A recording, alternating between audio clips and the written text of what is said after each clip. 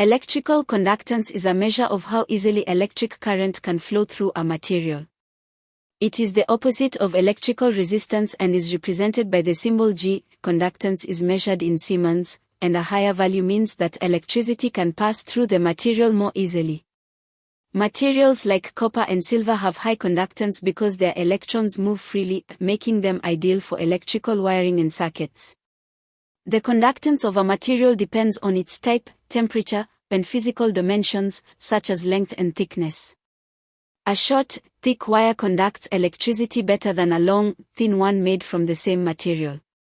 Mathematically, conductance is the reciprocal of resistance, expressed as G equals 1 divided by R, where R is resistance in ohms. Understanding conductance helps in designing efficient electrical systems and choosing the right materials for different applications.